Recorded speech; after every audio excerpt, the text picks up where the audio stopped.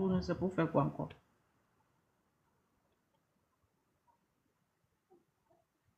Ça tourne, il veut encore me donner quoi comme restriction? Hmm.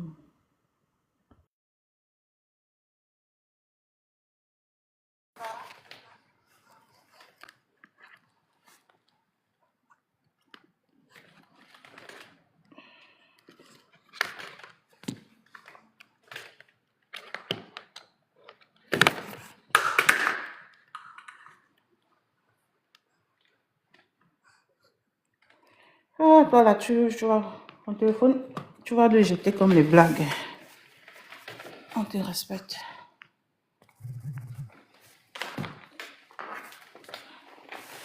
Ah, TikTok, tu vois, TikTok, c'est bizarre. Il nous fait, on achète des trucs pour pouvoir faire des trucs. Il nous menace encore dans.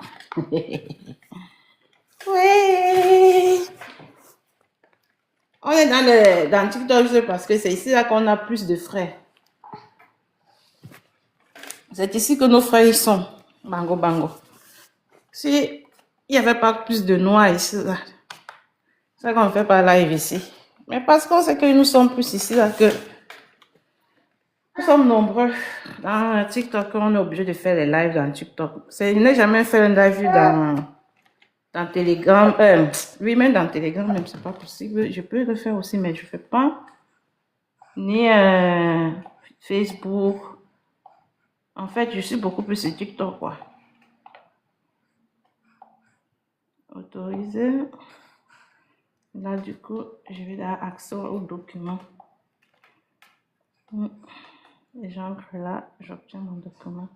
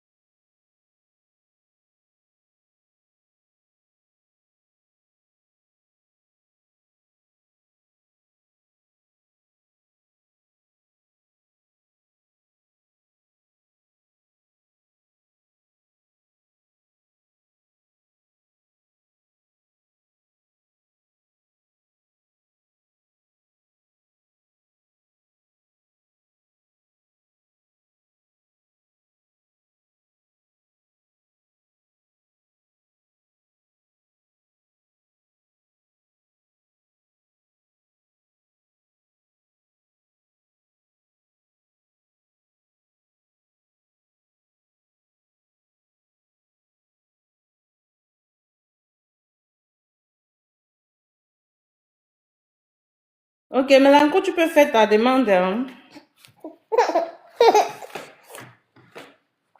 Hop, fichier, je scroll, crête. Ah, c'est là mon ordinateur, je pourrais plus l'utiliser.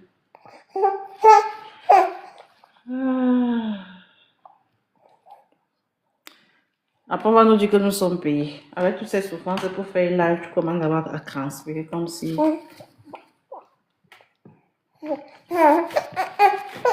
Tu as quel souci? Tu as quel souci?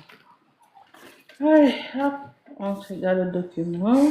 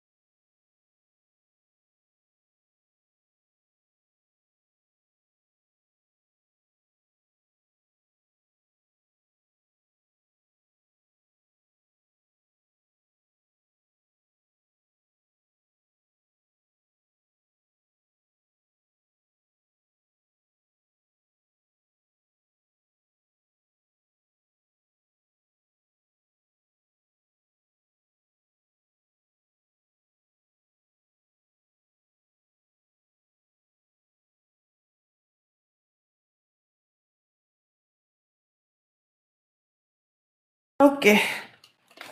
Ouais, dans tout ce qu'on a fait là, c'est pas s'ils ont compris mais tout ce qu'on a dit là. Donc, je ne sais même pas où on va s'arrêter. On va faire un résumé. En fait, Mélanco, dis-nous un peu en fait de ce que tu as lu en résumé pour qu'on puisse revenir sur les pas. Ah, est-ce que déjà même les gens ils nous entendent? Est-ce que ceux qui sont en bas vous entendez bien là? Que si ça refait la même chose, c'est pas la peine. Les lieux de mes ancêtres, tout ça là. Sauf 971. Est-ce que le son est bon là? En Oui, bas c'est bon. Ok, bah en fait pour résumer rapidement parce que je disais que les Anglais, comment les Anglais en fait, tu voulais, et j'étais partie prenante dans cette traite négrière, la traite orientale. Vous voyez. Donc eux, ils fermaient les yeux clairement sur les razzias négrières faits par les Omanais, les Perses, et les Arabes. Et donc on expliquait qu'aussi, euh, donc ça, là, l'autre jour, j'avais expliqué d'ailleurs, ce sont les Omanais qui vont prendre la partie là, Mozambique, et c'est ça d'ailleurs qui va donner le nom d'un sultan. C'est le sultan qui s'appelle Moussa Ibn Bik.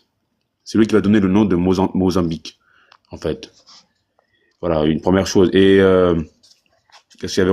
On avait vu aussi que donc les Indiens, bah c'était les banquiers durant la traite négrière orientale. Vous voyez? Alors, attendez, il faut que je retrouve le passage. C'est important parce que quand même c'est chaud patate les gars. je te mets en grand. Là, tu vas nous lire le passage là, parce que tout à l'heure, je ne pouvais pas. Ah, c'est bon, j'ai retrouvé. Attends, je mets le temps. Bah, mets-moi en grand si tu peux. Ah,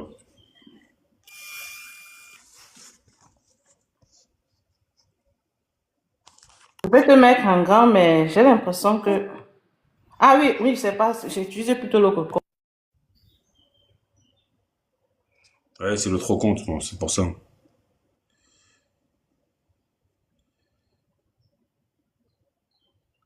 Au pire, sinon je vais le lire, c'est pas grave, c'est pas obligé que tu mettes en grand, hein.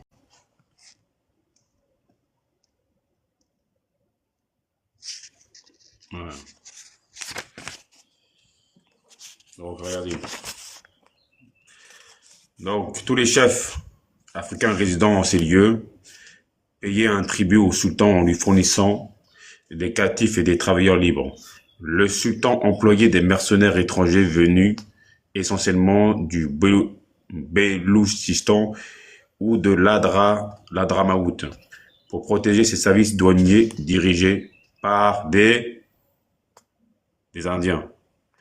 En 1812, Saleh Ben Aramid al-Brave, un arabe originaire de Muscade, introduisit le clou de girofle. Donc, vous voyez maintenant d'où ça vient le clou de girofle, produit venant de l'île de Bourbon, actuel département français de la Réunion, à Zanzibar. Donc, le clou de girofle que vous allez retrouver à Zanzibar, bah, ça vient de la Réunion, en fait, l'île de la Réunion. Dans cette région africaine, colonisée par les Omanais, vous voyez, les Omanais, là, et que nous rattachons au monde arabo-musulman de l'époque, le sultan employait en effet les captifs qu'il qu'il porte, qu'il n'exportait pas dans un système esclavagiste local de production de denrées exportables. Ces unités implantées à Zanzibar et à Pemba exploitaient de nombreuses plantations, premier producteur mondial du clou de girofle. Zanzibar produisait aussi du riz, des noix de coco, des patates et de la canne à sucre. Et c'est ce que j'avais expliqué l'autre jour dans mon live, quand je parlais des Portugais, la traite judéo-chrétienne. Quand les Portugais ils vont arriver là du côté du Mozambique, vous voyez Mozambique là, la partie Afrique de l'Est, et ben ça partait de là, hein. Là on est au 16e, 17e siècle. C'est là que les Portugais ils vont découvrir la canne à sucre. Via parce que justement il y avait un comptoir romanais là, il y avait La culture, justement, de la canne à sucre faite par les Perses, les Omanais, tout ça, là. Donc, ce sont les musulmans qui vont faire découvrir aux Portugais cette culture de la canne à sucre. Et ce sont les Portugais qui vont la ramener plus tard en Europe, en fait. Et c'est d'ailleurs pour ça que par la suite, ils vont faire la culture de la canne à sucre au Brésil. En fait, tout ça, c'est lié. Vous voyez? Entre 1830 et 1872, plus de 700 000 esclaves ont servi cette entreprise. Les négriers arabes qui exploitaient ces ressources étaient tous financés par des banquiers. C'est marqué quoi là? Par des banquiers indiens. Voilà. Au début du 19e siècle, ceux qui étaient asservis à la tâche vivaient dans des conditions inhumaines et étaient astreints à un certain rendement. Pour les autres cultures, on pratiquait ce que les historiens appellent le gang labor system, ou travail en équipe, qui était tout aussi pénible. Salut Foulara. Donc ouais, tout simplement, c'est clair. Donc vous voyez, les banquiers indiennes, ils étaient dedans, les gars. Tout simplement. Ok. Alors attendez, c'était où le passage où on vous parlait des Anglais, là? Faut que je le retrouve. Parce que c'est vrai que celui-ci, là, c'était... attendez. Mais voilà. En fait, les Anglais, tout ça, ils étaient pareils, hein. C'était tous le même... ils étaient tous dans le même lot. Alors attends une minute, ma poubie, je vais le retrouver. En attendant, tu peux lire la suite, si tu veux.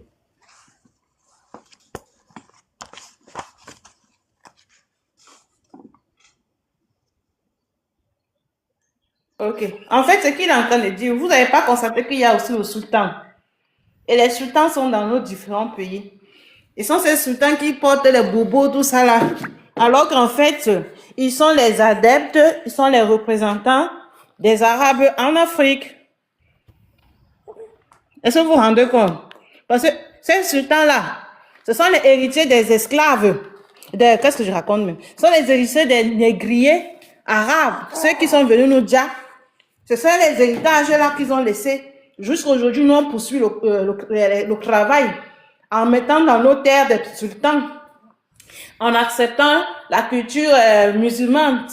Juste parce qu'en fait, ils sont venus, se sont appropriés des terres et parmi nous, il y en a qui ont été obligés à prendre cette religion. Maintenant, aujourd'hui, nous ne sommes même pas obligés. Les gens y adhèrent.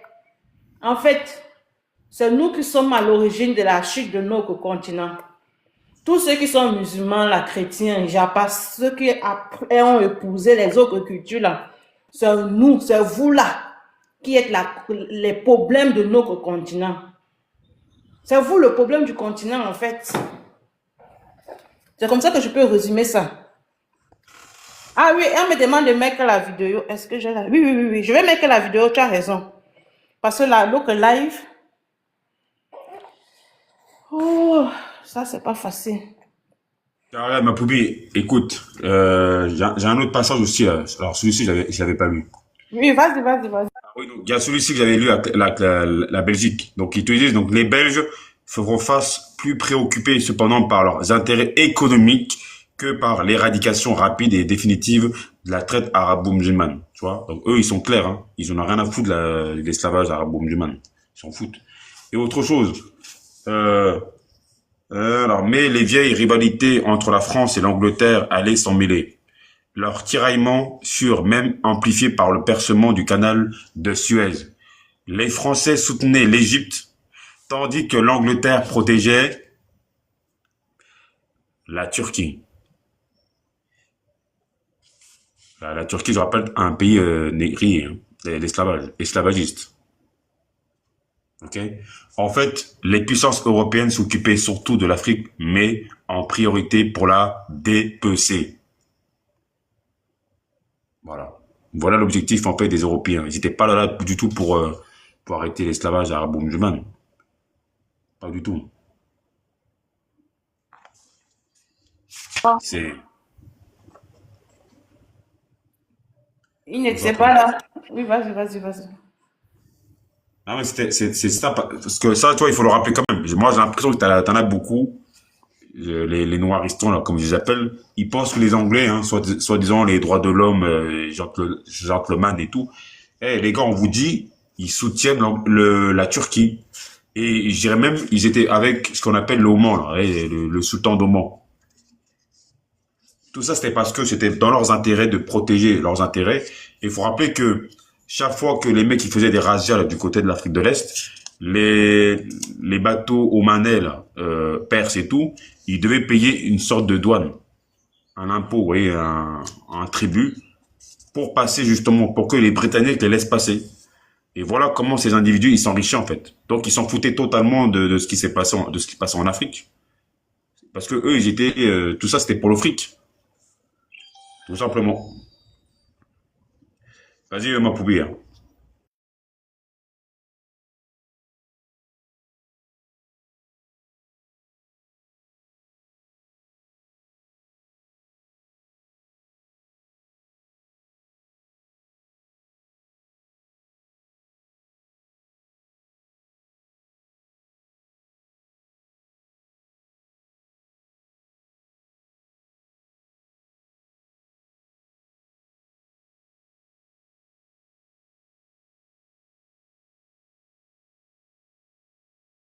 Il m'a encore restreint, encore, je fais quoi? Tout de suite là. Qu'est-ce que je viens de faire? Pourquoi les gens ils sont comme ça? Attends, je vais contester. Finalement, alors, il y a une demande. On ne peut plus faire live alors ici, c'est TikTok.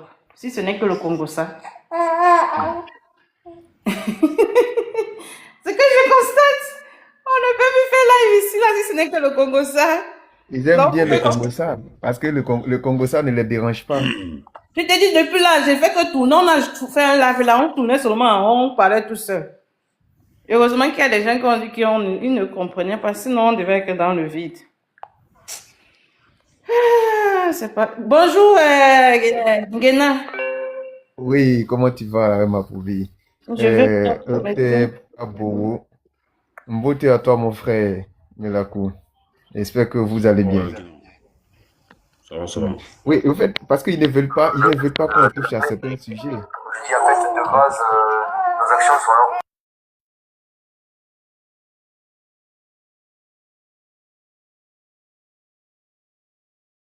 Je voulais compléter ce que disait tout à l'heure Oui, Melakou. vas-y. C'est que je suis en train d'apprêter le matériel, quoi. D'accord. Et je voulais compléter ce que Melakou disait tout à l'heure. Au fait, c'était un deal entre eux. Et si vous vous rappelez très bien, ce qu'ils appelaient, bon, je ne sais pas s'ils appelaient ça corridor ou bien les postes avancés, etc., qu'ils mettaient en place, au fait, et en Sierra Leone, que ce soit en Sierra Leone, les comptoirs, voilà, les comptoirs qu'ils mettaient en Sierra Leone, au Congo, au fait, à Zanzibar, etc. Au fait, c'était une sorte de corridor ou sur lequel ils se disent, oui, ici, moi, ça m'appartient. Donc, quand tu veux traverser, c'est un peu comme ce qu'on peut voir avec euh, le détroit de Bormuz ou un truc actuellement entre les États-Unis et puis l'Europe à la guerre actuelle. C'est la même chose. C'est-à-dire que si tu veux traverser, tu dois payer des droits de traverser. Et donc, c'était comme ça.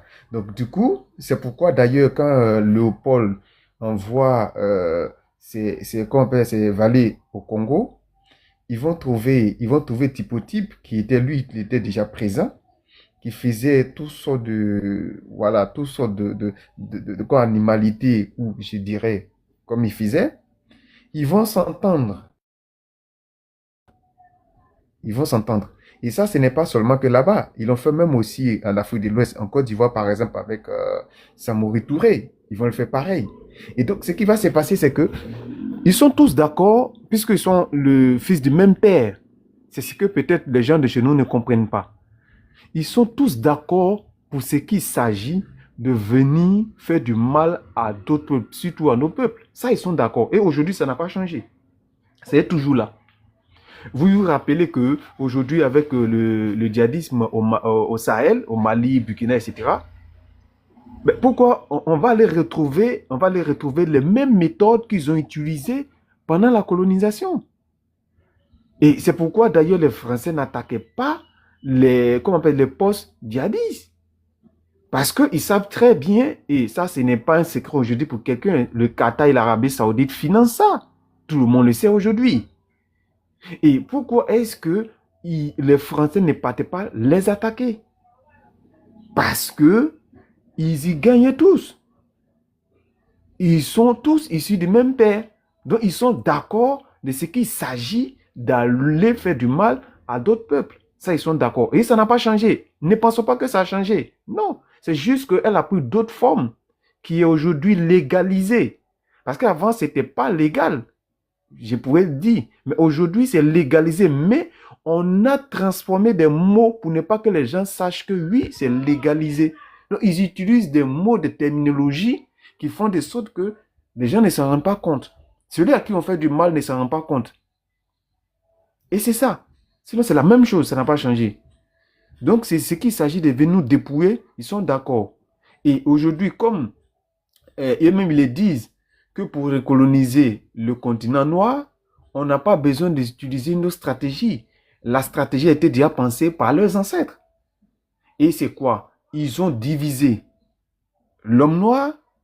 Ils ont créé, comment on appelle ça déjà, des apatrides qui sont pleins et qui sont dans ces religions abrahamiques, qui n'y connaissent absolument rien, qui ne comprennent absolument rien du tout, mais qui confondent tout. Mais celui qui l'a créé, lui, ne confond rien. Il sait, il connaît sa stratégie. Mais c'est celui qui adhère à cette culture qui lui confond tout. Il dit non, ne mélangez pas la spiritualité avec la quoi. Non, nous, on est les gens spirituels, on n'est pas les quoi. Ils font tous ces bêtises-là.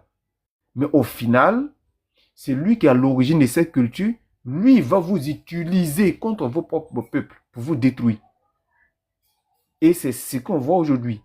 Si vous voyez des gens en train de s'ouvrir la gorge dans les rues avec des micros pour raconter tout et n'importe quoi, à détruire des tissus familiales, à détruire des tissus familiales, à détruire, comment on appelle ça déjà, des sociétés, nos sociétés, bah c'est ça. Parce qu'ils n'auront pas besoin de se déplacer. Excusez-moi, je reviens. Soyez ne croche pas, ils vont toujours m'emmerder. Donc je reviens, la reine.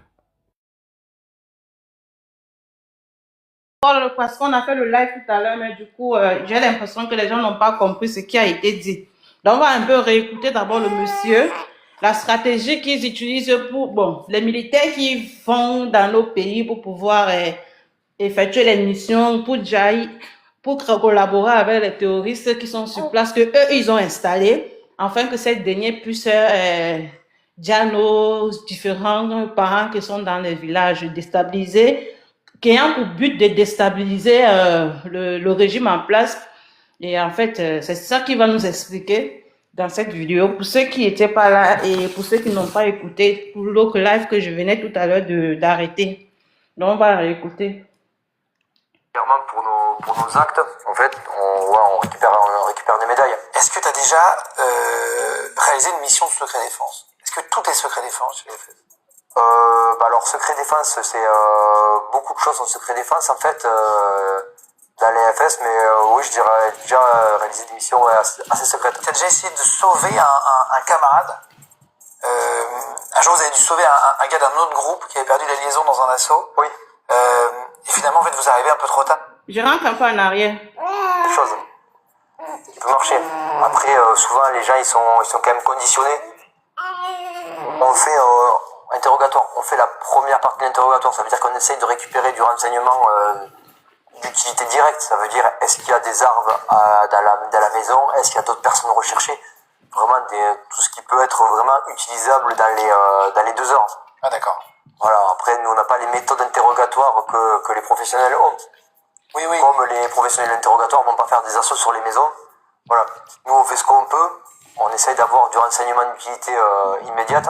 Et après, en fait, on l'extrait. Il reste en captivité le temps qu'il soit récupéré en premier temps par les forces françaises pour un premier interrogatoire. Et après, il est remis aux autorités locales pour un second interrogatoire. Qui doit être moins sympathique. Qui est moins sympathique. Beaucoup moins sympathique.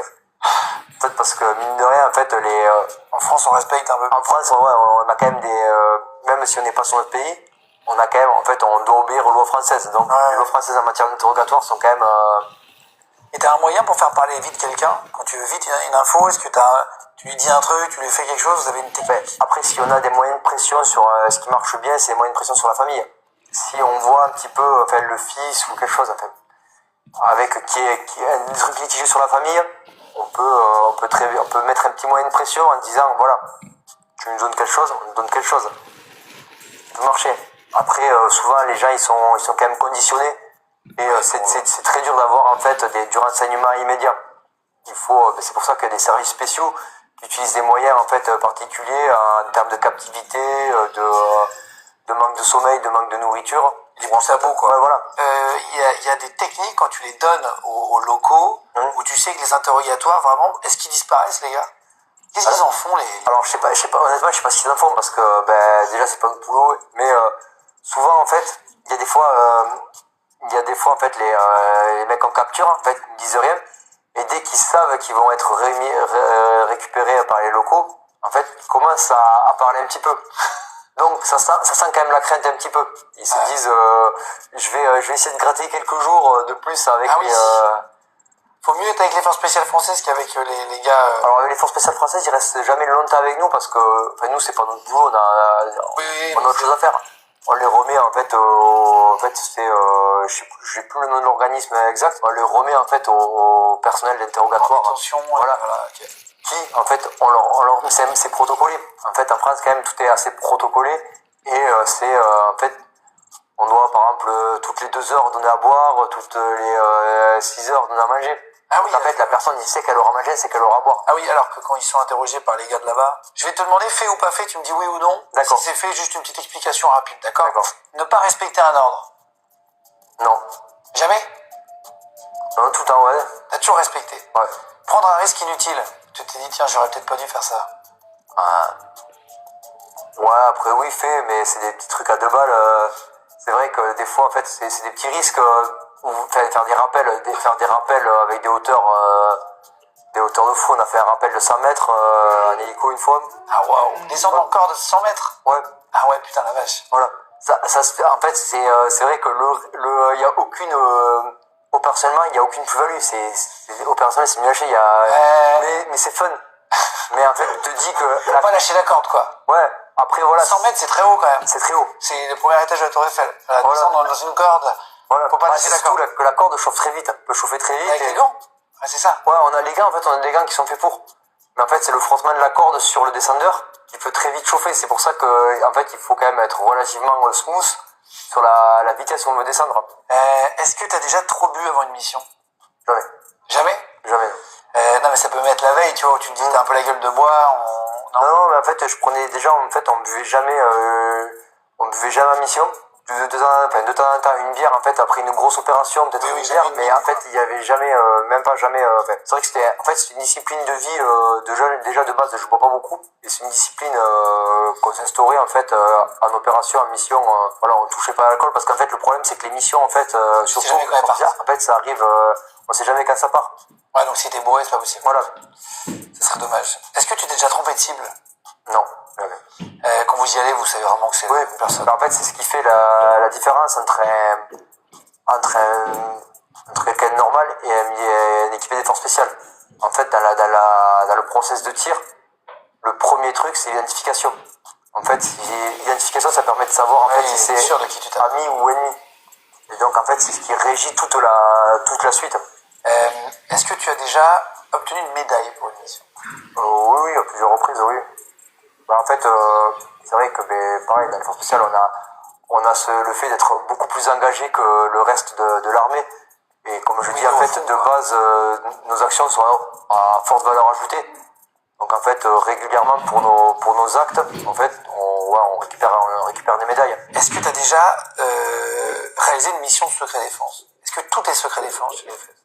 Alors, secret défense, c'est beaucoup de choses en secret défense, en fait, dans les FS, mais oui, je dirais déjà réaliser une mission assez secrète. Tu as déjà essayé de sauver un camarade? Un jour, vous avez dû sauver un gars d'un autre groupe qui avait perdu la liaison dans un assaut. Oui. Et finalement, en fait, vous arrivez un peu trop tard, c'est ça? Ça commence à tirer, on perd la liaison avec un équipier de notre groupe. Et du coup, en fait, s'enchaîne en fait, dans la mission, une seconde mission de secours, en fait, pour essayer d'aller le récupérer. En fait, le problème, c'est qu'on savait pas. On a eu, ce qu'on savait, c'est qu'on a eu échange de coups de feu et perte de liaison avec le mec. Pourquoi il était tout seul? Ah, il n'était pas tout seul, en fait, ils ouvraient un angle à deux, sauf qu'au moment de l'échange de feu, en fait, les deux se sont abrités, mais se sont perdus. Ok. On a pris le relais, vu qu'on était un peu sur le côté, pour venir contourner la situation et en fait, et attaquer par un autre angle. Bon, le problème, c'est que en fait, en face, ils étaient vraiment tellement bien retranchés que l'assaut a duré quasiment 5 heures. Putain. Ouais. Bon, après, c'est pas 5 heures d'assaut type Hollywood où ça tire dans tous les sens. 5 heures d'assaut, un vrai assaut combat, c'est ça tire de temps en temps, ça manœuvre, le but est pas de tirer, mais d'arriver à se placer, et du coup, au bout de 5 heures, on arrive à se frayer un chemin, parce que autant dans un bâtiment, tout est assez limpide, ça veut dire qu'on a escalier, couloir, pièce. On a fait à peu près le tour.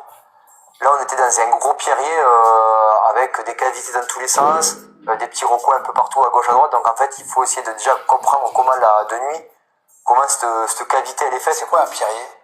Un pierrier, c'est comme des énormes pierres les unes sur les autres, voilà, qui forment en fait une mini montagne. Ok. Et ce qui fait qu'en fait, Ah oui, tu peux te cacher partout, quoi. c'était une zone vie en fait. Ils avaient des petites cavités à l'intérieur où ils étaient repliés. Il y avait des petits passages. Ouais, comme des mini-grottes. Voilà. Il y a la complexité de ça de jour, et de nuit avec le manque de luminosité. En fait, il change complètement Ouais, de visage. de visage. Et là, tu retrouves le gars? Et aux alentours de 6 heures du matin, on le retrouve. Voilà, bon, mais en fait, il avait été tué sur le coup.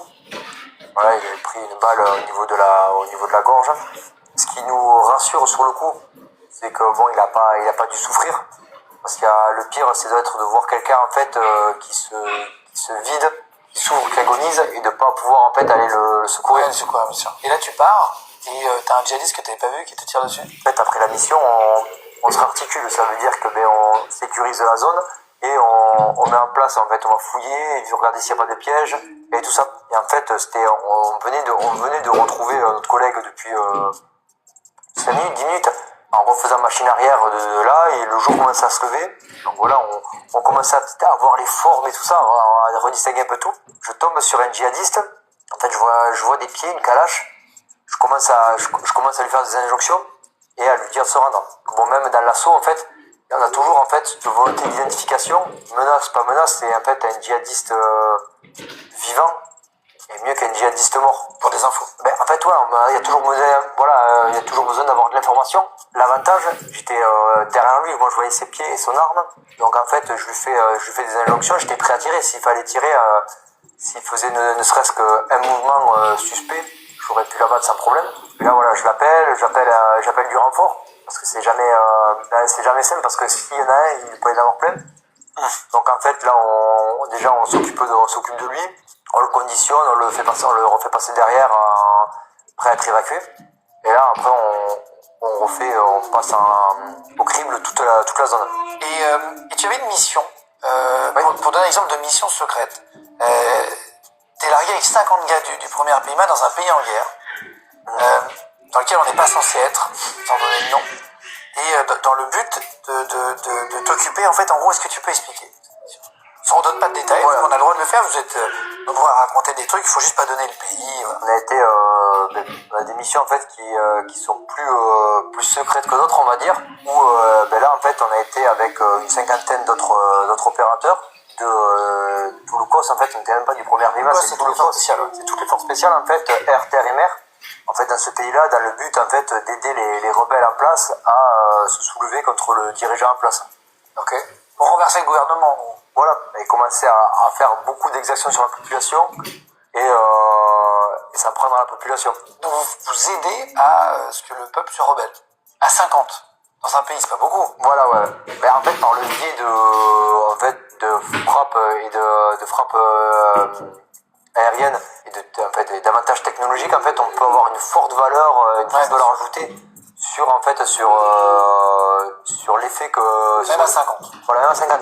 Et du coup, en fait, on est divisé en plusieurs groupes de 4, entre 4 et 10, répartis dans le pays, avec chacun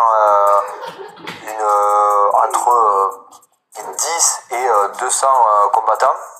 Et on va les accompagner au fur et à mesure dans le pays, leur amenant en fait soit des images satellites pour en fait reconnaître des zones, aider, quoi. soit des frappes, voilà. Mais c'est pas vous qui On parlez. les accompagne. Non, notre mission n'était pas de participer au combat, au contraire, en fait, c'était d'éviter, nous, les combats, et de faire sauter des verrous, et de faire, voilà. Ouais. D'accompagner la population à y arriver. Voilà. En fait, tu appuies pas sur le bouton, tu dis tiens, toi, appuie sur le bouton. En gros, C'est un peu ça, c'est très particulier, c'est ça qui vraiment, en fait, fait la différence entre une mission force spéciale ou pas, c'est la finalité. Parce qu'en fait, si on reprend le contexte, on n'a pas forcément tiré, on n'a pas été trop dans les combats, mais en fait, la valeur ajoutée qu'on avait derrière, ça a marché? Et ça a marché, oui. Et t'as pas tiré un coup de feu?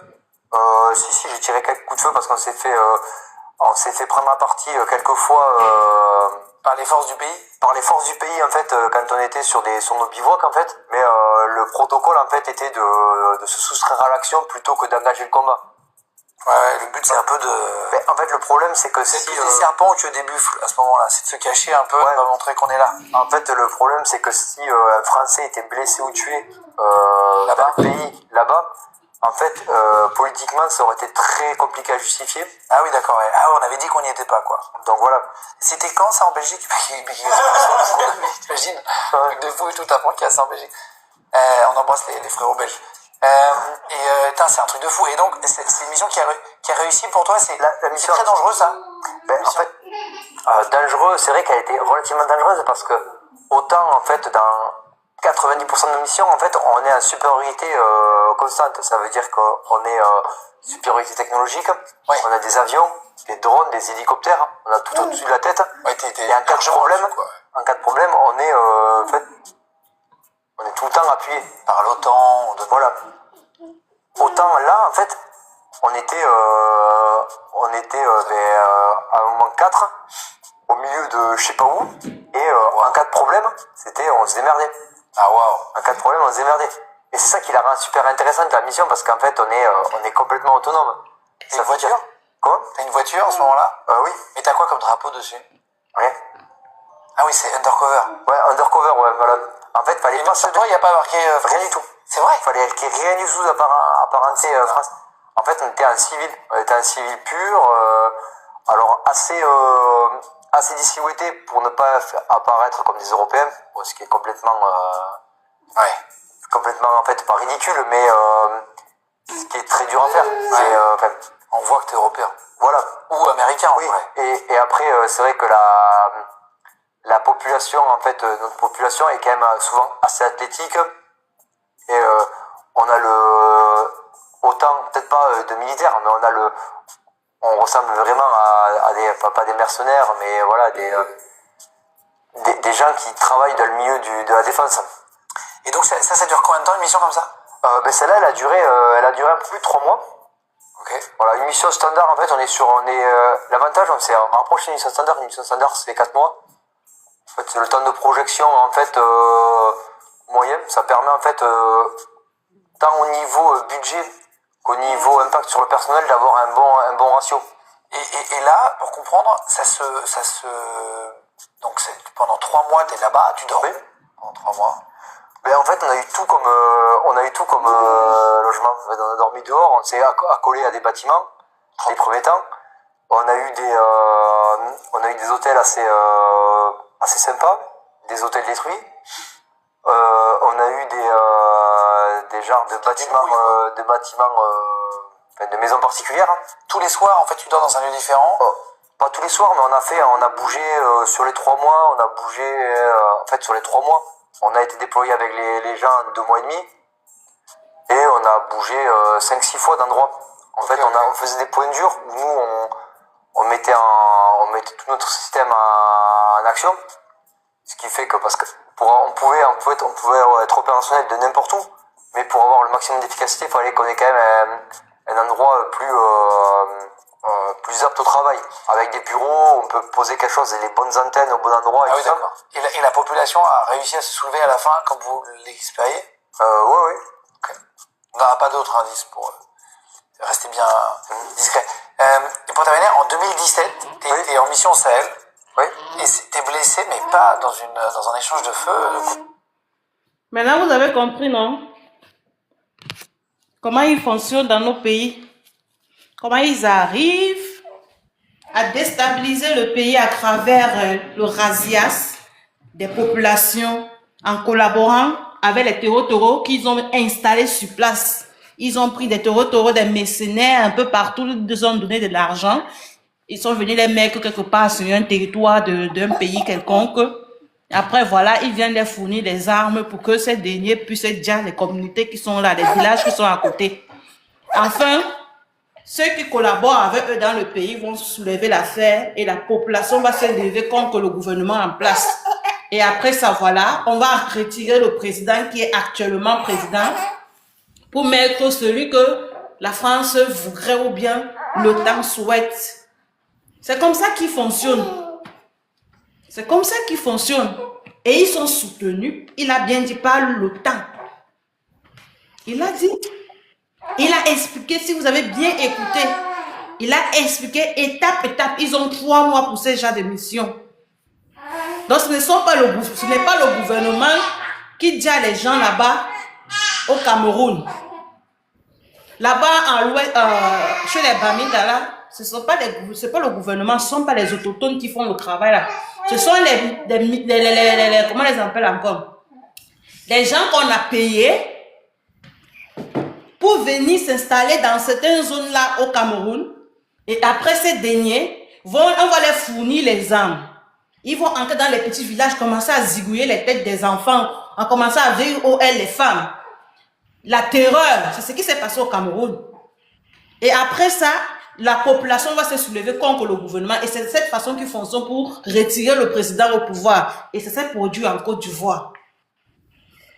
Je t'écoute. Mais, ouais, tu sais, ma poupée, je vais te dire un truc, sincèrement, moi, en fait, je vais te dire un truc, les Français, les Européens, tout ça, ils font ce qu'il y a à faire, tout simplement. Parce que tu as en face d'eux une population de débiles qui ne connaissent rien du tout aux enjeux stratégiques, aux enjeux mondiaux. Donc, et comme on l'a expliqué tout à l'heure, là, avant que comment tu relances ton live, moi j'expliquais clairement que la population, elle est totalement responsable de ce qui lui arrive. Parce que le dirigeant lui-même n'est que... lui, en fait, il ne peut pas avoir des yeux partout, là. Tu vois, tout à l'heure, on expliquait le cas avec le Mali, là, avec Assimi Goïta, avec cette histoire de 12 000 terroristes là, qui ont déferlé sur Kati. Il est clair que si la population était moins dans les mosquées et toutes ces conneries, crois-moi qu'on n'aurait pas toutes ces histoires-là. Tu vois, on aurait pu même éviter pas mal de problèmes. Mais ce que je veux dire par là, c'est qu'il faut à un moment donné, il faut pas arrêter il faut dire les choses. Il faut avoir par moment ce qu'on appelle de la remise en question et ne pas toujours voir chez l'ennemi. Parfois, c'est important, moi c'est ce que je dis tout le temps. Quand tu vois qu'il y a un problème pendant autant de temps, il faut quand même se poser les questions, les bonnes questions. Est-ce que finalement chez moi c'est pas la merde? Est-ce que finalement je ne serais pas responsable de ce qui m'arrive, de tous les massacres? La réponse est oui. Tu vois, si les populations elles étaient moins stupides, moins dans ces religions de merde, crois-moi que ces histoires de casques bleus, de ONG, de médecins sans capote, là, médecins sans frontières, tout ça, ça n'existerait même plus en Afrique. Comment tu m'expliques des militaires qui viennent en Afrique, tu vois, des militaires qui sont à la base, qui sont à la base normalement censés protéger leur pays de merde, tu vois, leur nation chez eux, qui viennent chez toi, dans ton propre territoire, et qui t'imposent. Ça, c'est n'importe quoi, ça. C'est n'importe quoi. Et ils t'imposent des bases militaires partout. Ça, moi, j'appelle ça une occupation. Hein. Tu vois, donc, à un moment donné, il faut que la population soit un peu plus motivée, radicale, et puis c'est tout, quoi. Arrêtez de pleurer, arrêtez de chialer, les gars. Tout simplement. Vas-y, excuse-moi. Hein. Je vais te laisser continuer. En fait, ce que tu dis là, c'est ce que je voulais renforcer, en fait. Les populations devaient être vigilantes. Elles devaient être vigilantes. Parce qu'en fait, il a bien expliqué comment est-ce qu'ils fonctionnent.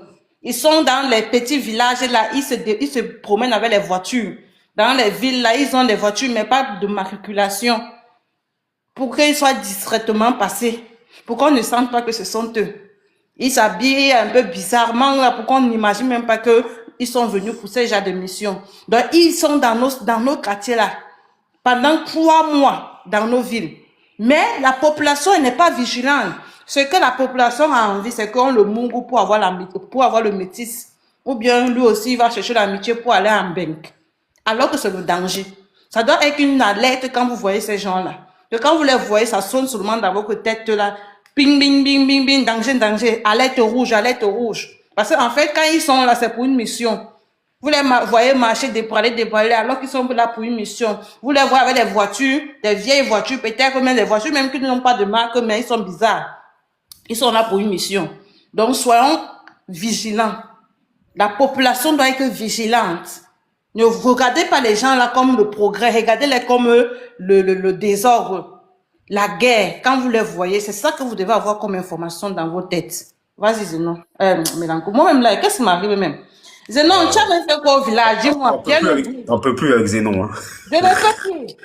Je te dis, Zénon, viens me dire ce que tu as fait. Tu es parti au village, tu as fait quoi? Ah, c'est la question. Hein. Mais non, moi je dis, hein, il faut parce que à un moment donné c'est bien beau. Hein. Moi je dis, par moment c'est bien de se remettre en question et voir où ça cloche, où ça dysfonctionne. Je répète, ce qui s'est passé au Mali là, il y a le 25, c'était quand le 25 avril, avec ces 12 000 terroristes. Je le dis et je le répète, pour moi la population est responsable. Comment vous pouvez m'expliquer qu'il y a 12 000, hein, vous savez ce que ça veut dire 12 000? Les mecs qui déferlent comme ça en si peu de temps à Kati. Donc en fait c'est comme si j'étais à Bamako quasiment. Vous voyez? Donc moi je dis la population n'a pas fait le boulot. C'est-à-dire que chaque citoyen malien doit être l'œil, l'oreille du Mali. C'est ça en fait. Assimi Goïta ne peut pas tout voir. Tchani non plus. Et Ibrahim Traoré pareil. Vous voyez? Donc moi là, je suis dans un pays là, en tant que citoyen de tel pays et tout là, je suis moi-même responsable de ce qui, s'il y a des massacres et tout, je suis responsable.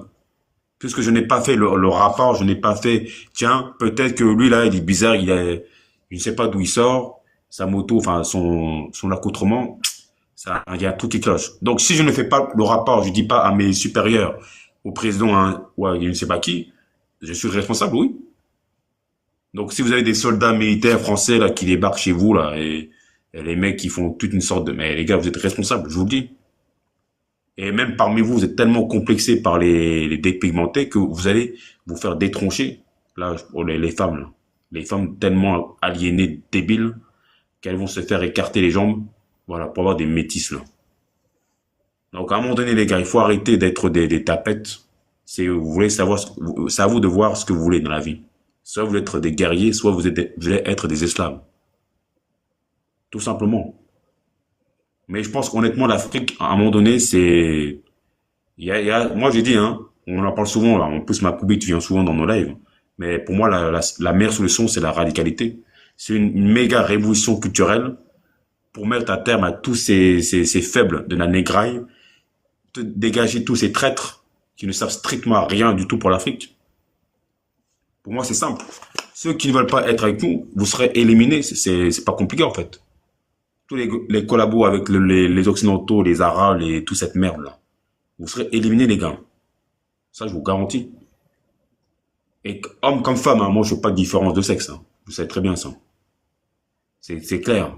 L'Afrique, c'est pas la poubelle. C'est pas le Moyen-Orient, c'est pas le Vatican. Donc, si vous voulez faire vos trucs, là, vos trucs de marmaille abrahamique, il faut aller très loin, même pour aller vous faire enterrer, là. Il faut prendre vos clics et vos claques et aller cassez-vous. C'est comme ça que l'Afrique de demain que ça va arriver. Et c'est déjà en train d'arriver, en fait. Vous voyez? Mais en tout cas, moi, ces histoires de soldats, là, qui viennent, casque bleu, ça, c'est du foutage de gueule. Si la population, là, on serait des milliers, là, comme moi, crois-moi qu'il n'y aurait même pas ça, là. Ces casques bleus, on aurait dégagé de vitesse. ONG de merde, là. Voilà. Même ces gens qui viennent là, quand vous voyez comme ça, que de voir le progrès ou bien de voir la chance quand vous voyez ces gens-là, lancez-leur une petite maladie là, mon frère. Vous lancez seulement les maladies entre nous, là. Si tu ne peux pas appeler, tu sais que le temps ne peut rien faire. Fais quelque chose toi de ton côté. Parce qu'en fait, on doit avoir un système alerte dans nos neurones que quand on voit les gens là dans nos pays, ça doit souvent dire danger, danger, danger. Et on réagit une fois à son niveau. Le live prendra fin dans 4 minutes. Nous avons détecté une inactivité pendant ton live en cours. Effectue la vérification pour continuer ton live. Les gens sont malades. Ah, qu'est-ce que me dit Faut que encore? tu fasses le puzzle. Ok. Qu'est-ce qui n'a pas marché avec les gens? Attends. Hop, on fait ça. Hop.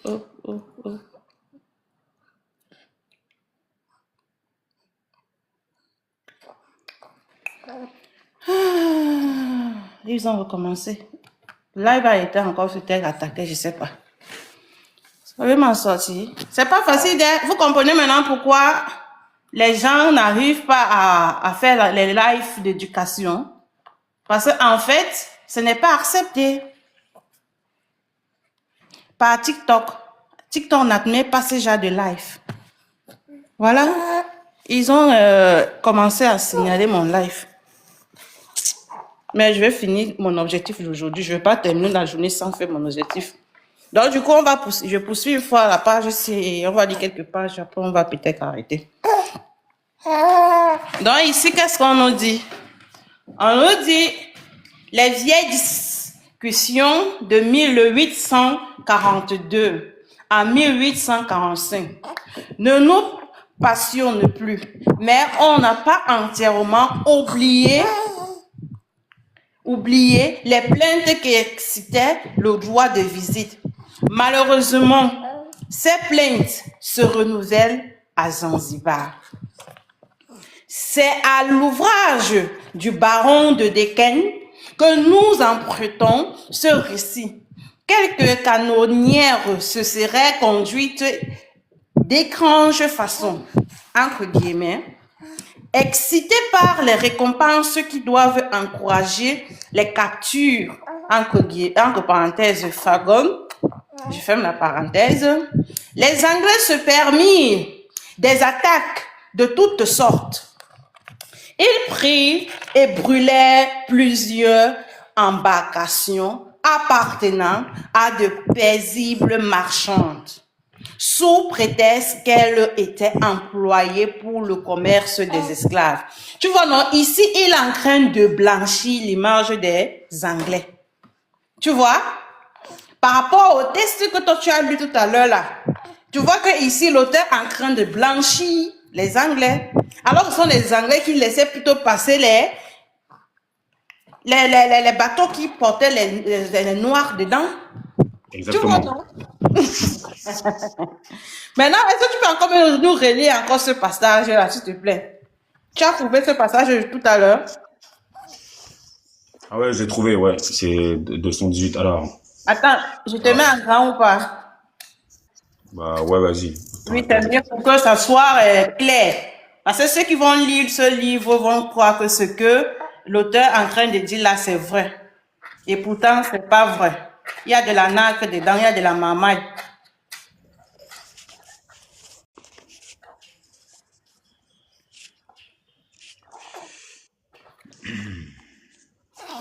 Voilà, donc là, attends, c'était quelle partie là?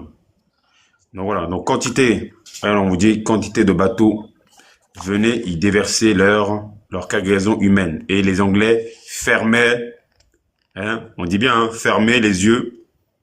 Ces derniers se souciaient avant tout de protéger la route des Indes sans contrarier les habitudes locales. Après la guerre de Crimée, l'Angleterre exerçait un contrôle et une autorité sans partage sur toutes les côtes du Golfe Persique. Puis, en 1864, la France et l'Angleterre garantirent l'indépendance des États de Zanzibar et de Mascate, donc Oman. Les clauses du partage entre les souverains de Mascate et de Zanzibar furent définitivement fixées sur arbitrage de Lord Canning. vice-roi des Indes.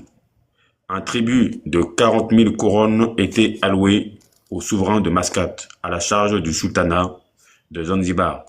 Chacun devait visiblement y trouver son compte, car ce pacte fut ratifié en 1873 par l'Angleterre, qui obtient ainsi une influence prépondérante sur ces territoires.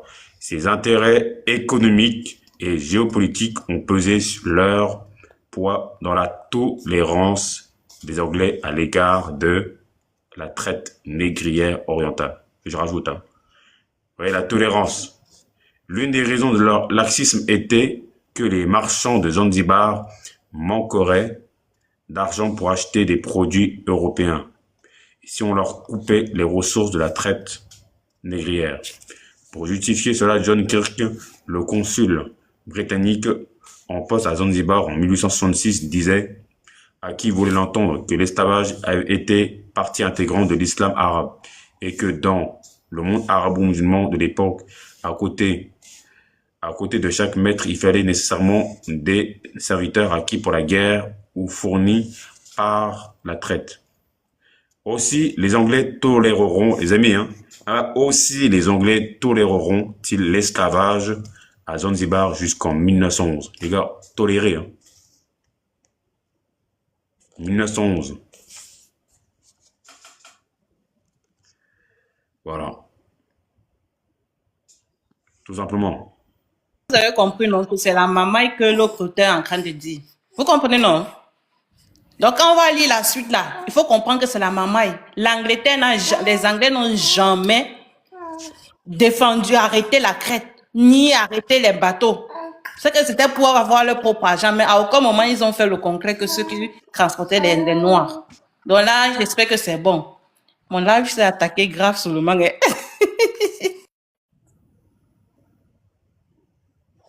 1911. Voilà.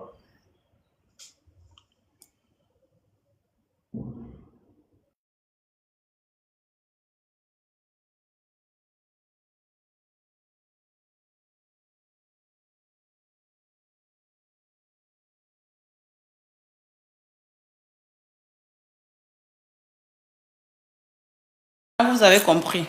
Donc quand il dit ce qu'il a dit là, c'est faux.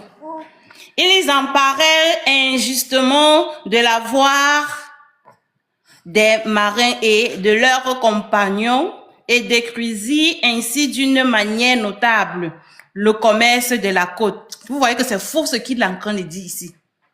Vous voyez qu'il est en train de blanchir.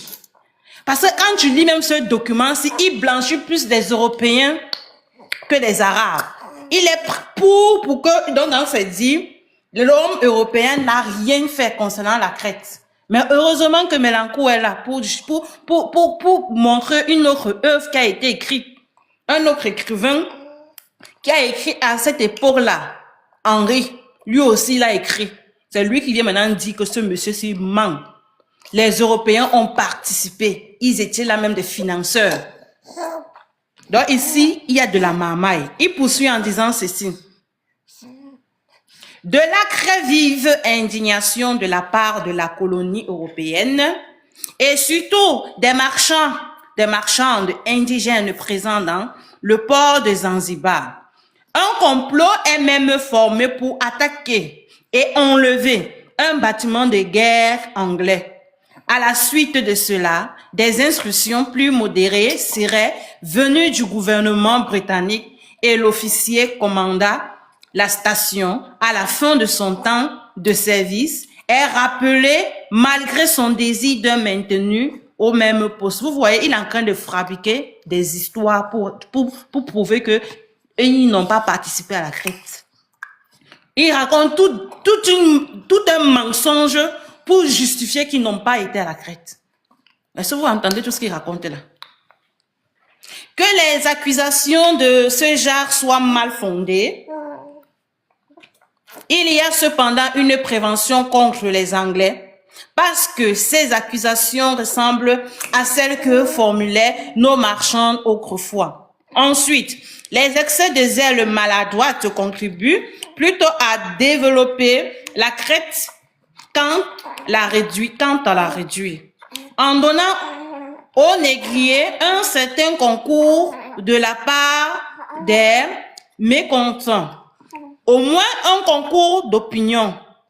Enfin, y a-t-il rien à dire sur ces récompenses que le coupable ou le vainqueur paye au vainqueur?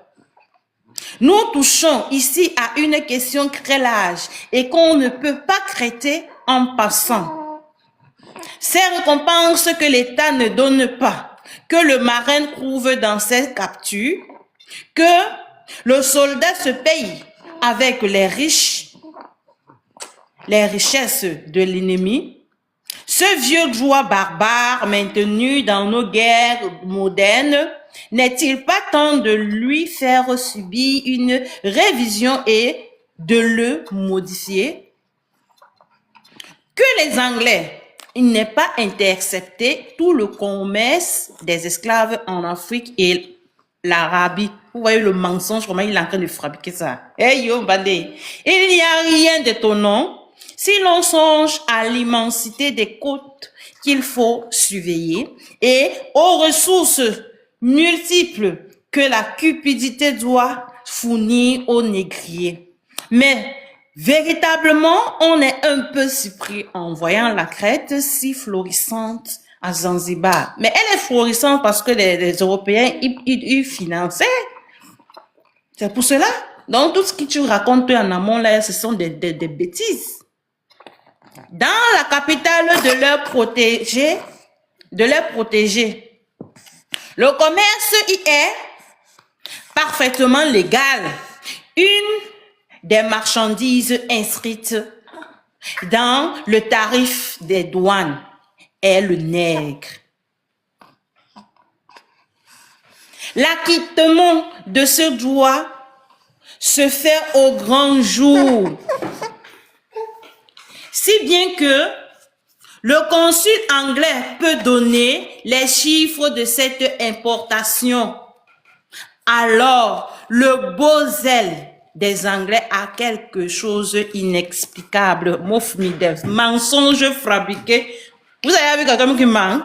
Non, les Européens, ils connaissent fabriquer le mensonge.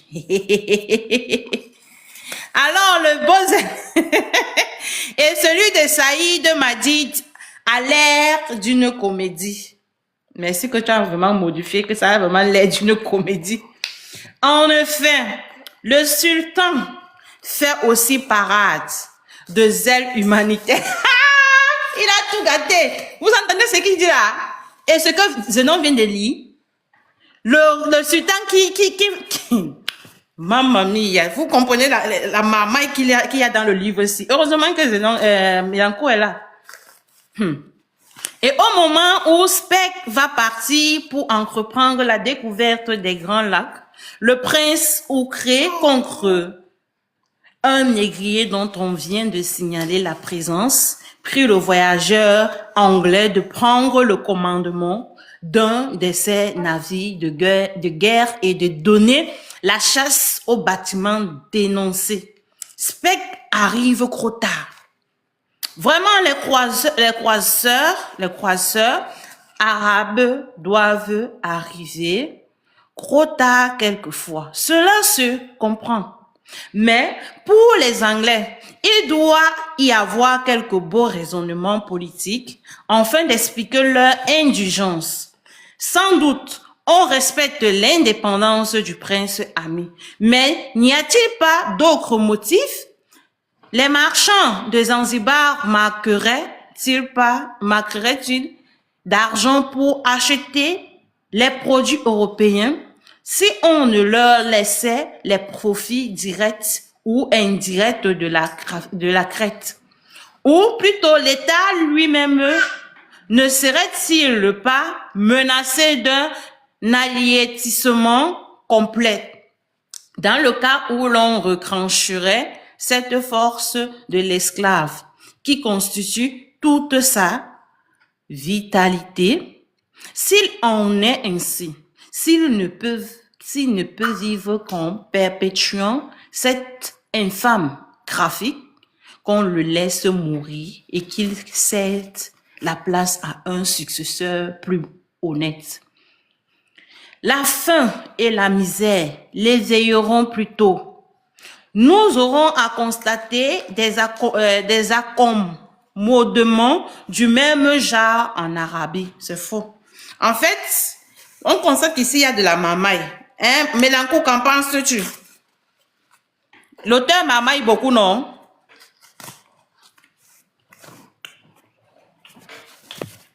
D'ailleurs, n'est-il pas évident qu'à un tigre ou à un autre, la crête n'existe dans la mer des Indes, dans la mer Rouge ou dans l'Égypte que par suite d'une permission tacite de l'Europe? Mais c'est la réponse. C'est l'Europe. L'Europe était aussi dedans en finance. Ces ménagements immoraux ne doivent-ils pas avoir une fin? Comment ça? Quand ça fait tourner l'économie européenne et arabe, comment est-ce qu'ils vont arrêter ça? Ce qui les favorise, ainsi que nous l'avons constaté déjà, c'est la rivalité d'influence, la jalousie des nations, les unes à l'égard des autres. Mais la jalousie diminuera lorsque, sur un point, en Orient, en Égypte, dans la mer des Indes, l'intervention sera commune au lieu d'être abandonnée. Donc, ils vont s'unir pour mieux faire les interventions, donc mieux chasser les Noirs pour leur vendre et les amener dans les îles pour qu'ils travaillent. À une puissance unique dont la prépondérance est écrasante. Ici, on ne peut se défendre d'un sentiment de tristesse. En voyant les Anglais dominer sur une mer qui était à nous il y a 110 ans, lorsque nous avions la bourdonnais à l'île de France et Dupleix. Enfin, il avoue que ce sont les Anglais qui géraient toute la mer, l'océan Indien. Donc, tout ce qui passait là. Mais à aucun moment, ils ont arrêté la traite. Parce qu'ils étaient ceux qui finançaient, même ils étaient d'accord. Que les Portugais aient vu leur empire tomber, ils étaient trop peu nombreux. Leur nation était trop petite pour garder ces vastes colonies. Mais nous étions, nous, trop peu nombreux. Notre nation était, elle, trop petite? Point d'interrogation.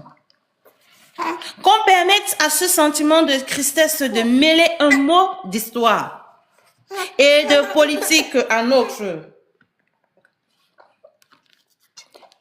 décadence. Les Anglais ont des colonies florissantes parce que toute la nation s'en occupe et les aime.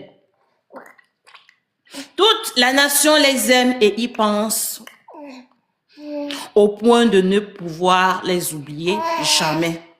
Parce qu'on lui en parle tous les jours.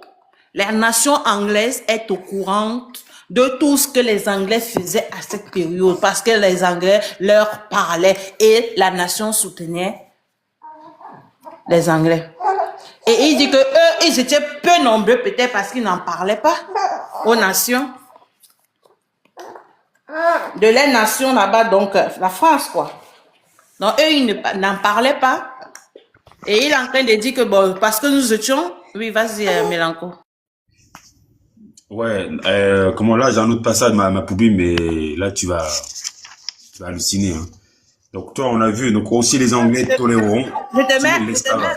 Je te mets en grand. Bah, ouais, je pourrais attendre, vas-y. Non, parce que là, c'est chaud quand même, hein. C'est chaud patate. Après, les gens nous disent, oui, les Anglais, machin truc. Ah bon? Les Anglais, c'est de la merde. C'est comme tous les pays d'Europe, de l'Arabie sodomite, là, comme je les appelle. Ils sont tous les mêmes, les fils FDP d'Abraham. Ok? Donc, voilà, on a vu, hein. Aussi, les Anglais toléreront-ils l'esclavage à Zanzibar jusqu'en 1911? C'est marqué, hein. Noir sur blanc, c'est marqué, les amis. Voilà, moi, j'en montre rien. Bon, mais moi, ce qui m'intéresse, c'est là. Ça partait là, parce que là, c'est des conneries. Alors, au 19e siècle, le commerce international était essentiellement approvisionné par les produits manufacturés, issus de la révolution industrielle, vous voyez. Là, on est en pleine révolution industrielle. Là. Et donc, ils vous disent, donc, issu de la révolution industrielle européenne. Alors, il faut rappeler que, comme par hasard, le premier pays à s'industrialiser, ce sont les Anglais. C'est la Grande-Bretagne, rappelez-vous, pour ceux qui ont suivi mon live. Donc, ils vous disent que, donc là, ce commerce, puisque le succès des actions négriers dépendait des armes qu'on y trouvait.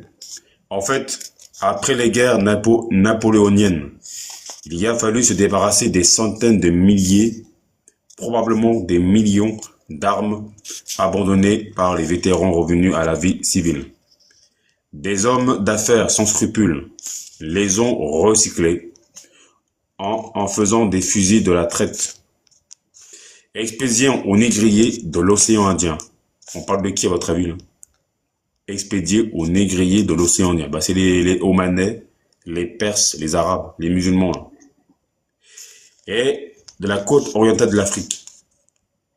C'est ainsi que, malgré les conventions, bon, il parle des conventions internationales pour limiter ce trafic, voire y mettre un terme, entre guillemets, hein, mais ça c'est des bêtises, on estime qu'entre 1860 et 1911, 11 millions d'armes en provenance d'Europe sont entrées en Afrique. Les négriers travaillaient ainsi de façon efficace pour le monde arabo-musulman. C'est marqué, hein? Pour le monde arabo-perse, omanais, musulman. En fait, tout ça, c'est pareil. Qui était promis un bel avenir avec les esclaves africains. Dont il pouvait difficilement se passer. Ouais, on vous dit, hein, dont il pouvait difficilement se passer. Au milieu du 19e siècle, un tiers de la population d'Oman était africaine ou d'origine africaine. On comptait environ 500 000 Noirs sur environ 500 000 Noirs sur une population de plus de 2 200 000 habitants. Toutes, je ne sais pas si vous vous rendez compte de ce que ça représente, mais en fait, même je pense que vous pouvez même multiplier par 3, par 5. Là. Vous voyez, toute l'agriculture de ce pays fonctionnait grâce au travail des esclaves. Sur ces terres fertiles, entre guillemets, où l'on produisait du coton, du vin et du thé, du blé, les Africains fournissaient aussi des matelots et des plongeurs pour recueillir les huîtres à perles. On fait jusqu'à une période récente, une des richesses du Golfe Persique. Dans ces sociétés arabes, les Africains jouaient un rôle presque central. Sans fonction précise, ils prenaient une grande part aux activités communes, pendant que les Arabes, s'ils ne faisaient pas la guerre, évoluaient dans l'oisiveté des maîtres. Vous voyez? Donc voilà. Mais moi, le truc des armes, en fait, tout s'explique. Tous les armes qu'ils avaient, la trop grande quantité, bah, ils allaient l'envoyer en Afrique, mais ils le donnaient en fait aux musulmans, là, pour faire justement des chasses à l'homme.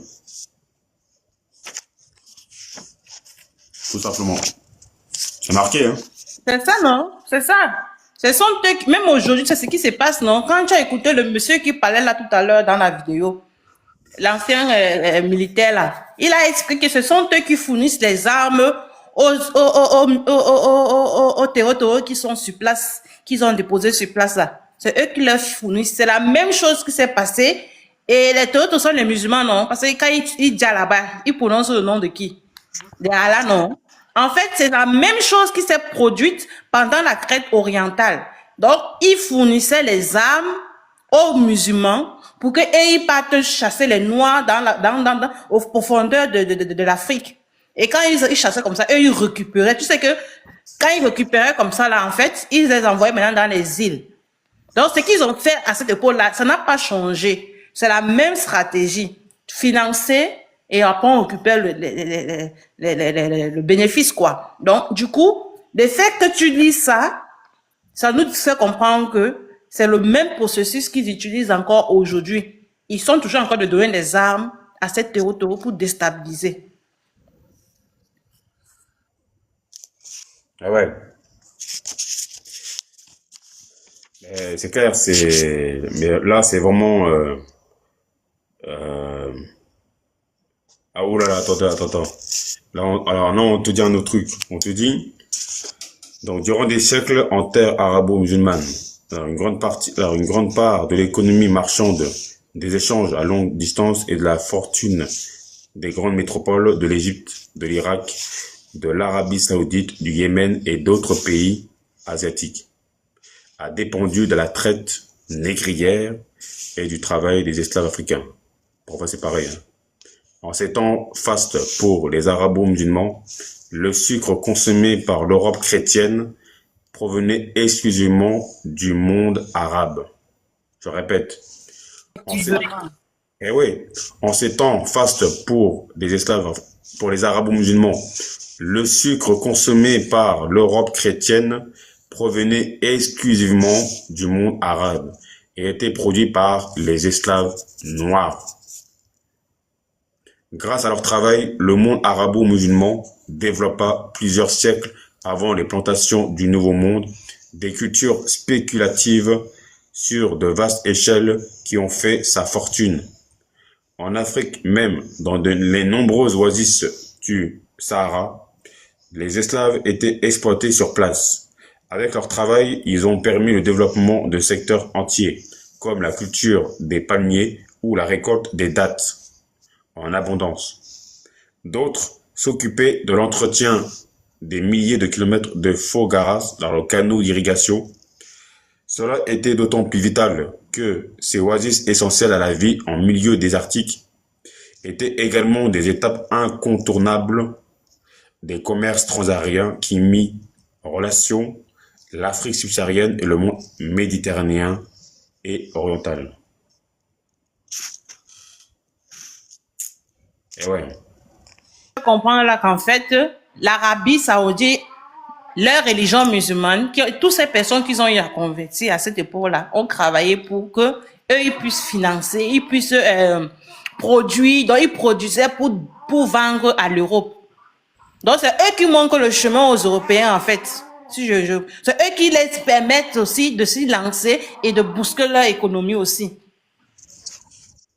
Exactement, Myriam Mapoubi. Toi, là, moi, franchement, là, je suis pas étonné, en fait. Parce que là, ils te disent, en ces temps fastes, toi, pour les arabo-musulmans, le sucre consommé par l'Europe chrétienne, donc l'Europe moyenâgeuse, tout ça, là, provenait exclusivement du monde arabe.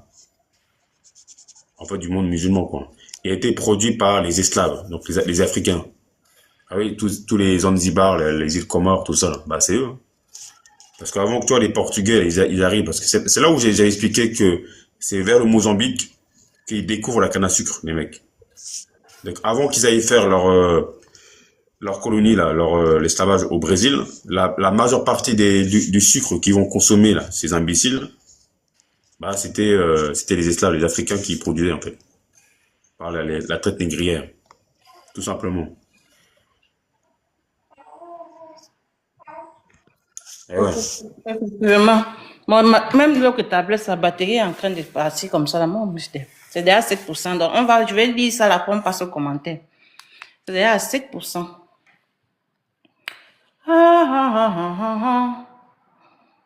Le truc, c'est ça ne met pas long, hein. Ça ne met pas long. Tu charges, après, ça se décharge vite fait. Bon, je lis ça vite, après, on passe au commentaire. Qu'on permette à ce sentiment de tristesse de mêler un mot d'histoire et de politique en notre étude morale pour indiquer la cause de notre décadence. Les Anglais ont des colonies florissantes parce que toute la nation s'en occupe et les a mis. Toute la nation les aime et y pense au point de ne pouvoir les oublier jamais parce qu'on lui parle tous les jours et à haute voix. Dans les colonies, ce sont tous les colons qui veillent aux intérêts de la colonie. Dans la mère patrie, c'est toute la nation, par la voix de ses représentants, qui en discute, qui en vote l'organisation. En fait, l'auteur nous dit que les Anglais, il n'y avait pas des personnes spécialement faites pour aller coloniser. L'auteur nous dit que toute la nation anglaise était au courant de la colonisation, de la chasse en homme qui se menait ici dans notre continent, plus particulièrement à l'est de l'Afrique. La nation toute anglaise, que ce soit enfants, adultes, jeunes filles, garçons, ils étaient au courant de tout ce qui se passait dans le continent et c'était ça qui permettait à ce que les Anglais réussissent à avoir plus de terres en Afrique parce que la population participait aussi. Ce qui n'était pas le cas à cette période peut-être de la France, parce qu'il est en train d'expliquer ce que les Anglais faisaient pour justifier leur réussite. On poursuit. Quand une pensée est devenue la pensée de tout un grand peuple, cette pensée peut-elle n'être pas triomphante? Cette pensée peut-elle n'être pas triomphante? Donc, il dit si une population dans un pays a la même volonté d'aller chasser les Noirs dans un continent, vous pensez que ce pays-là ne va pas triompher? Donc, en fait, il dit ce pays va triompher. Donc, il appelle à ce que ils font la même chose. C'est ce que je vous disais ça tantôt que les Européens, leurs populations sont au courant de tout ce qu'ils font en Afrique. C'est ça même, c'est même la population qui leur donne la force même d'y aller. Il leur donne les enfants qui vont y aller. Donc, l'auteur nous explique que l'anglais a réussi à avoir des terres, à pouvoir faire son business de vente des Noirs parce que la population anglaise était aussi partisan. Qu'on s'avise donc de détourner les eaux de fleuves puissants. Donc, s'ils ont réussi à contrôler l'océan Indien, c'est parce que leur population les accompagnait et ils étaient tous pour cet objectif. Maman, 3% déjà. Et quand le live est sucré comme ça, là. Bon, si ça saute, ça saute. Chez nous, la pensée des colonies est-elle devenue la pensée d'un grand peuple? A-t-on voulu qu'elle devienne une grande pensée? Ne l'a-t-on pas faite étroite? Ne l'a-t-on pas mise à l'ombre? Ne l'a-t-on pas retirée à la nation? C'est lui, Keynes, tout seul, qui a rappelé Duplessis et, par cette honteuse guerre de 7 ans, a perdu nos colonies. Les deux pays étaient avec eux, le Parlement et la nation, lorsqu'ils ont conquis l'empire colonial, qu'il fait aujourd'hui la puissance de l'Angleterre. On s'arrête là. En fait, la population européenne est au courant de tout ce qu'ils font sur nos terres. Je te laisse la parole, après on arrête le live. Ouais. Alors rapidement, je vais vous montrer un truc là. Alors. Est-ce que tu peux mettre en grand ma poubelle? Vite fait, après, je vais te laisser. Mais je ne sais pas si c'était avec toi qu'on avait expliqué les histoires de moustiques. Tu te rappelles ou pas? Tu sais, les maladies avec ces histoires de piqûres de moustiques qui faisaient beaucoup de ravages. Oui, j'avais même fait passer une vidéo comme ça ici. Voilà. Bah, tu vois, à l'époque, tu vois, quand les Portugais, ces colons génocidaires, là, ils vont arriver en Afrique, il faut savoir qu'il y avait beaucoup de victimes. Hein. Beaucoup mouraient, justement, du paludisme, de la malaria, enfin, tout ça. Donc, à partir, du 15e siècle, on va dire, jusqu'à la révolution industrielle, donc, ce qui veut dire vers le 19e siècle, beaucoup mouraient, justement. Alors, ce qui va se passer, c'est que les Européens, ils vont trouver, entre guillemets, un remède, du fait la quinine, en fait. La quinine qui est apparente de l'aspirine, et ça, c'est un dérivé du boulot, là. C'est grâce au boulot, voilà, l'aspirine et la quinine. Et ben, c'est comme ça qu'à partir du 19e siècle, et ben, que les autres, ils vont pouvoir pénétrer plus facilement en Afrique. Parce que beaucoup à l'époque, là, 15e siècle, ça n'existait pas l'aspirine, la quinine, tout ça, là. Donc, ils vont isoler cette molécule pour justement créer un vaccin, on va dire une sorte de remède. Mon téléphone va s'éteindre là. On va aller dans ton live parce que là, ça va sauter tout seul. Tu veux aller dans mon live? Tu fais pas live aujourd'hui? Ah, moi, je suis en repos, c'est pour ça. C'était, Ah, ok. Bon, fini alors. Si ça saute alors, parce que là, il n'y a plus rien, quoi. bah, rapidement, mais en fait, pour expliquer que les Européens et tout ça, là, ils vont isoler la molécule, la quinine, là, qui est un dérivé, si vous voulez, du boulot, la spiruline. Et c'est comme ça qu'ils vont pouvoir mieux facilement pénétrer l'Afrique. Avec, vous voyez, la conférence de Berlin, tout ça, là, au Congo. Voilà, parce que au 15e siècle, il y avait beaucoup de morts. Et donc, ils vont devoir attendre le 19e siècle, même, je dirais, le 20e, pour justement trouver cette petite molécule qu'on appelle la quinine. Voilà, En pour fait, lutter contre ils l'ont trouvé en Amérique. Il y a une écorce qu'ils ont découverte en Amérique. C'est ça qu'ils ont étudié pour pouvoir avoir la quinine. juste, voilà. Et ben, ça, c'était pour lutter contre la malaria, les piqûres de moustiques. Donc, quand je vous dis que les moustiques, ils ont joué un rôle très, très important pour protéger la population africaine, c'est une réalité, hein. C'est une réalité. Voilà. Les moustiques, ils ont joué un rôle terrible, énorme pour protéger la population africaine. Voilà. Mais de toute façon, je ferai un live dessus si vous voulez. Je programmerai un live sur justement l'importance des animaux, des insectes qui ont joué un rôle déterminant dans la lutte pour les Africains. Je programmerai ça, il n'y a pas de problème. Merci à toi, ma Poubi. Ben, je te dis bonne journée à toi et puis à très bientôt, hein. Oui, merci beaucoup pour tes interventions. Tu m'as été d'un grand soutien. Je prie que tu sois toujours là, quoi, pour que je finisse ce livre avec la mamaille qu'il a écrit dedans. Il faut un livre qui va concrétiser ces mamailles. Donc, en fait, je vous dis merci à vous tous qui êtes venus dans ce live. Je vais poursuivre le live demain. Ce qui a fait que je coupe le live maintenant, c'est parce que là, j'ai un souci chez moi avec les prises dont je n'arrive pas à charger. Mais ce sera résolu demain. Mais sinon, je vous prie de venir finir le livre, en fait. Et on va lire d'autres livres. Vous voyez, avec les attaques que je perçois là, nous tous qui faisons des lives, des lectures, d'études, en fait, nous sommes attaqués. Donc, il est important que nous puissions nous lancer dans la quête de connaissances. Donc, en somme, ce qui a été dit ici, c'est que quoi? C'est que ces gens-là m'embaillent dans leurs livres. Et là, on constate que les Européens ont participé et ils étaient des financeurs. Et là, on nous informe à la dernière lecture que les Anglais, ils informaient à leur population ce qu'ils partaient faire chez nous. Comment ils nous chassaient. Et c'est leur population qui était contente d'y aller pour continuer la conquête. Raison pour laquelle ils ont contrôlé l'océan Indien. Tous les bateaux qui circulaient là, ce sont eux qui étaient en train de neutraliser pour pouvoir avoir la taxe. Et à l'intérieur du continent, ils ont aussi eu des terres. Et l'auteur est en train d'interroger à sa communauté française que maintenant, les Anglais, ils ont pris des terres parce qu'ils en parlent à leur population. Qu'est-ce que nous faisions?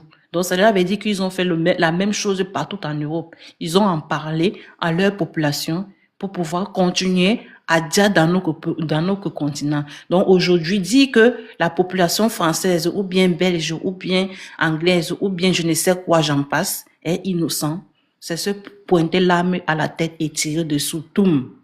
En fait, ils sont tous complices. Du coup, je vous dis merci et passez une très belle soirée. Au tep à tous.